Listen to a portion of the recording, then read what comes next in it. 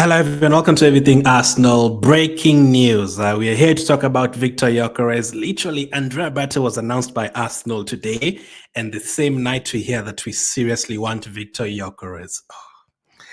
Andrea Berta is already changing our lives. He's already changing our lives. That is what we've always wanted to hear, Viktor Gyokeres. Now, we talked about Gyokeres 4 days ago. We talked about Sporting only wanting 50 to 60 million pounds for someone to get Viktor Gyokeres this transfer window. And if you go back to last season, the transfer window, and you're doing all those videos talking about strikers with Cozy and which players we should sign and all that, he always asked me which one is your number one target, and I always say Gyokeres is my number one before Isaac. Now, listen, if we got Isaac, I still would be very, very happy. I'd still be over the moon. But Gyokeres has always been my favorite option since last season because of the price, because of his playing style. I've always said because he can get you both goals and assists. That is everything I said since last season. Now, Isaac is also very, very expensive, but he has the Premier League experience. But this is what David Ornstein has said before we get into what I think about what this signing would mean for us. So, according to David Ornstein, Arsenal developing strong interest in Viktor Gyokeres as possible striker signing. Andrea Berta, firm admirer of 26-year-old Sporting forward, expected to figure prominently among Arsenal options, plus maybe more realistic than Isaac. What a time to be alive. Arsenal are actually, linked to serious strikers. It has to be one of them, the three of them, between Gyokeres, Isaac, and Osimhen. It can't be anyone else. And Osimhen is third on my list, Isaac is second on my list, Gyokeres is first on my list. If we got any of those three, I'd be very happy because we need a striker. But obviously, there's a lot of other things we need to look at. Price, availability, how much time is it going to take for you to sign that player? Someone like Isaac, I don't think anyone is going to be able to sign him in June. I think that is a transfer that is going to stay all the way to like August. And if Newcastle qualify for Champions League, I don't think he has to leave. There's no reason for him to leave. If I was him, I don't think there's any reason to leave. They've just won a cup and you're the main striker there. And if they increase your salary and you qualify for Champions League, there's no problem with actually waiting for one more season, I don't think. So unless they don't qualify for Champions League, then it would be a different scenario. But Viktor Gyokeres, man, now let's be serious, man. When was the last time we had a striker like Viktor Gyokeres? That was Aubameyang, and even Aubameyang the last couple of seasons, he was basically playing for us on the left wing, and he had Lacazette up front, and it was a mixture. Aubameyang was very good for us. He won for us our last ever trophy. If you go back before that, it was Giroud, and Giroud was missing a bunch of chances. If you go before that, that's when we had a serious striker in Van Persie. But when did we last have, a proper striker like a Viktor Gyokeres, someone who can get you 40 goals in a season? We've not had that in a while. Even Aubameyang did not get those kind of numbers. Like, that is not Arsenal. Arsenal have never had that kind of striker. I don't even think Van Persie got to 40. Maybe 38, 39 or something. I don't even think he got to 40, but if he did, maybe once or something. But it's been long. When was the last time you had an Arsenal striker scoring 4 goals in a game? Any Arsenal player even? Have we had anyone scoring 4 goals in a game? Let alone one. We actually just need 1 goal in some of these games, but 4 goals? That guy has scored 4 goals a couple of times in a single game. I can't remember the last time you had a 4-goal player in a game. I remember Perez and Welbeck scoring hat-tricks, Sanchez scoring a hat-trick against West Ham and Leicester, Aubameyang against Leeds. I don't think Lacazette ever scored a hat-trick. Jesus, I think he scored a hat-trick in the Emirates Cup against Sevilla, but you get the point. We don't have a player who can consistently get those kind of numbers. Which kind of numbers? Well, last season, before this one, I wanted Gyokeres, as I've said, and that was before he recorded these numbers this season. This season, he's played 42 games. He has scored 42 goals and 11 assists in those 42 games. 42 games, 42 goals and 11 assists. Like, that guy is giving you 42 goals in 42 games, and then he's adding some extra for you, Here is 11 assists as well. Those are crazy numbers. And the numbers that stood out to me last season were the fact that he had played 50 games games, and he had scored 43 goals and 15 assists. That is why I really wanted him last season, because I was like, there's no way a player can get you 43 goals and 15 assists, and then we say, nah, it's just a one-season wonder. Nah, because previously he had also gotten 34 goal contributions for Coventry in England in the Championship, one of the hardest leagues. The Championship is not easy for you to get promoted and to score goals in that league. It is not easy at all. So a player who can bring those kind of numbers like that, those 42 goals he has scored this season, even if you just take half of those and bring them to the Arsenal game, to the Arsenal team, you can even tax that more. You can take 7, give us 14 goals from that. We would be top of the league if you gave us those goals that Gyokeres has scored this season. A third of those goals would be top of the league. That's how much you've needed a player like that. Very, very much needed a player like that. And his strong points and all that, the way he can run in behind defenders, his strength. These days, we have a lot of strong players at Arsenal. You know, the same Arsenal that we used to be 10 years ago. Gabriel, Saliba, Havertz, Rice, these are big, big players, Marine and all those guys. We have big players. Even players like Saka are very strong. And then Gyokeres is also a very strong player. A player who can run in behind. He has the power, he has the pace, he can dribble from the midfield and go past players and score goals. He's not only going to wait inside the box for a tap-in, no. He has all that combined. And the number of games this season that we've needed such just a goal to help us, it's been so many. Again, we'll come to that. But the other thing that stands out, my favorite thing is that he can also get you assists, the goals and the assists. He can contribute in many different ways. He's always gotten 10 plus assists all these seasons that he's played. That is very, very good. And the Champions League experience as well. He does that in the Champions League as well. But what else stands out there? The games. 42 games this season, 50 games last season, 50 games for Coventry the previous season. His feet is always there to play. 4,000 plus minutes, I think, last season. That's a lot. That's a lot of game time. That is a lot of game time that guy is playing. And we don't even need him to play every single game for us. No, the games is going to be recurred in, the Premier League, the Champions League, and some games is going to be rested. We need a player like that.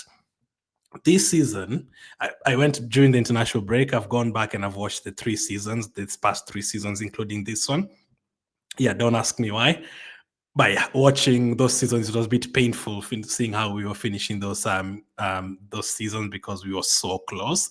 That Aston Villa game still hurt, but the way we were playing the football 2023 season, we were so close. Last season as well, 2 points behind Man City.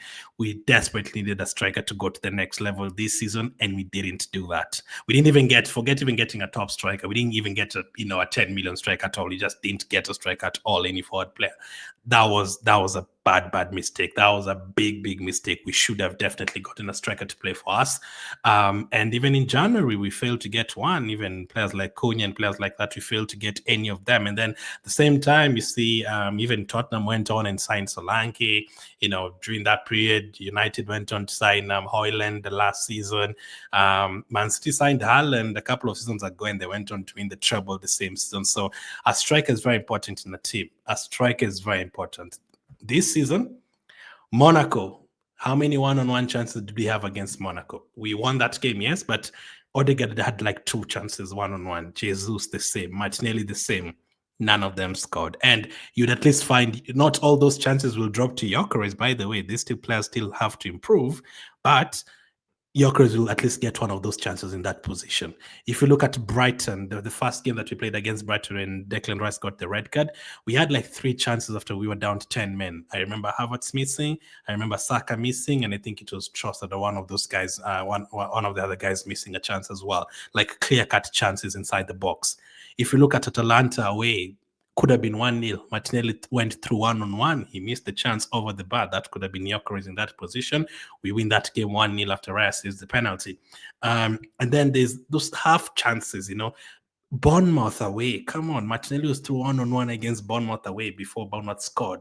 That game might not have been 2-0 to Bournemouth. It could have been 1-0 to Arsenal. And there's many other examples. Brighton away. Declan Rice sweeps in a free kick. It drops to Merino. Missed. Man United, FA Cup, Havertz, a couple of chances missed, even simple things like penalties and all that we've missed this season. Those chances Gyokeres probably puts in like 80% of them. Chelsea away from home, last minute chance. I think Trossard or Martinelli, one of them missed. Inter Milan, the game we dominated that game away from home at San Siro, so many chances. And then Bro, we can keep on going. Shakhtar, Ipswich, we win 1-0. West Ham at home, we didn't score. Everton at home, we didn't score. Chelsea at home, we only scored 1 goal. It's so many games that we could have easily have won. Even Newcastle away, you could easily have scored a goal as well if you had a striker. But if you don't, the players that we have are not finishers. But as I've said, some chances are still going to drop to those players. But if someone like a Gyokeres comes to your team, someone like an Odegaard, I already tweeted it like 2 weeks ago. If we bring a striker, those 3 assists that Odegaard has for Norway, it's because Norway have Solot and Haaland up front, 2 proper strikers. If we got a striker up front, Odegaard will easily get 15 plus assists in the league the next season. Easily. Those chances created for Gyokeres, I'm telling you, he gets 15 plus assists easily. And maybe it improves the game from whoever is going to stay, whether they're both going to stay, Martinelli and Trossard. Maybe they become better players. Havertz is there now. All of a sudden, Havertz doesn't have that pressure of Havertz. You have to score 2 goals in this game, or else we are done for now. We have different players to score, and then we have a focal point that we can know. Listen, sometimes we have very good defenders, very, very good defense.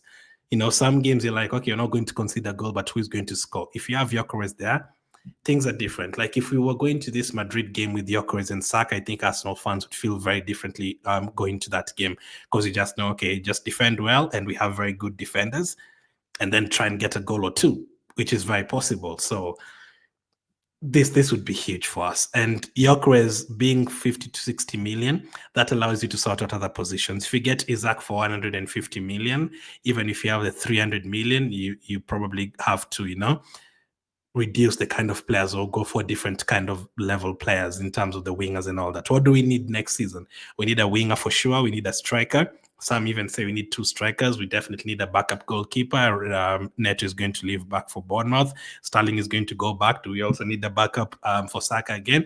But the main ones, striker, winger, backup goalkeeper, and also midfield.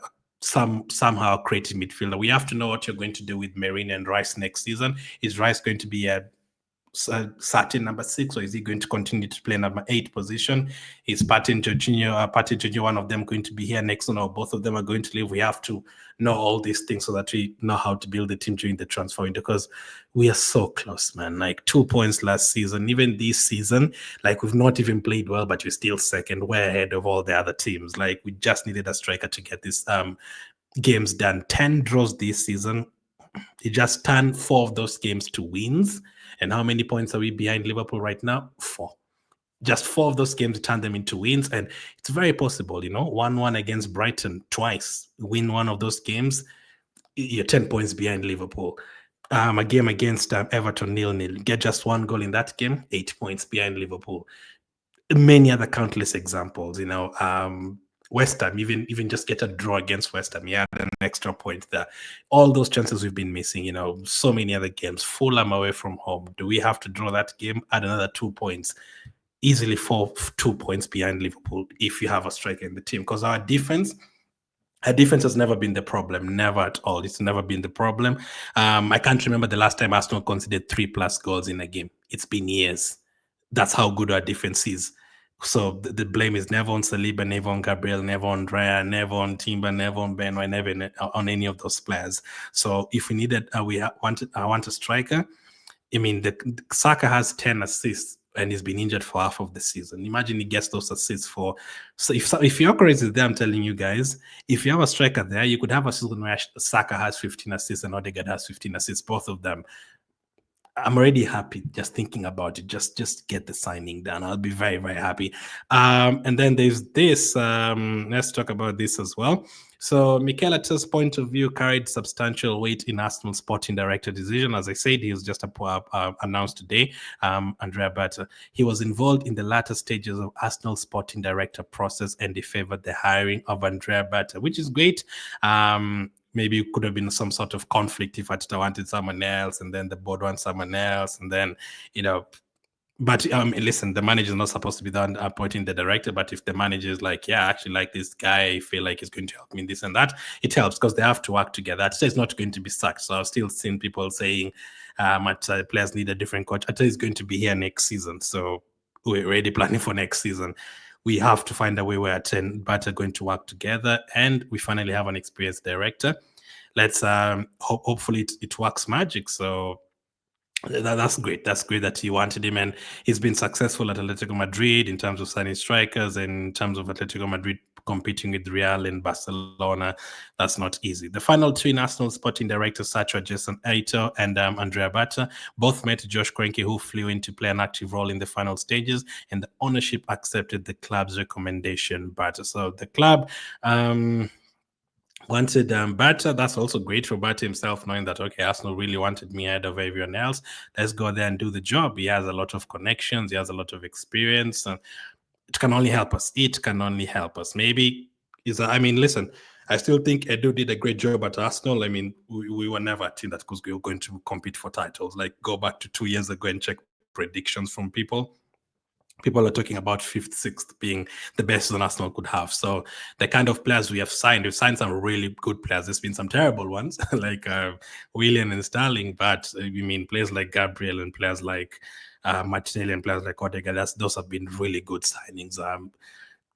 Even Rice for that price and beating Man City to him. That was very, very good signing, Declan Rice. So Josh Kroenke finalized it, which is great. And then Zubimendi as well. We also need to kind of sort out our midfield. As I've said, Martin Zubimendi is on his way to Arsenal, according to reports from Spain. Real Sociedad won the 60 million euros quickly so they can wave goodbye to him on the pitch. They want the money immediately so that they can wave goodbye to him. That's funny, but listen, a busy transfer window coming up. We still have 2 months of the season to go. We still need to get as far as we can in the Champions League, finish as high on points as we can in the Premier League, and then build towards next season. But it's good that we also wanted the director from Real Sociedad, but I'm hearing couldn't do that because Arsenal wanted to appoint someone 2 months before the transfer window so that we can start doing our business right now and getting plans set for right now, because getting a director in June, that wouldn't be ideal. Players would already made their decisions on where they want to go and all that. So for us, this is great. But the breaking news is Viktor Gyokeres. Arsenal are serious about Viktor Gyokeres. Andrea Berta admires him. Don't we all? Don't we all? If you just see the kind of goals he scores, the performances he has every single game, one chance, one goal, what we're looking for. That's the kind of player we want. One chance, one goal, not 3 chances, then maybe 1 goal. No, we want a player who's going to take those chances. Those 0-0 games. There's no way. There's no way. Like, if you have someone like a Gyokeres, those games last season, we were winning 6-0, 5-0. We win those games 7-8. And yeah, let's get a player who wants to score goals, a player who's happy to be there and score goals and be in the right positions, a player who knows how to score goals. That is what he does every single day practicing.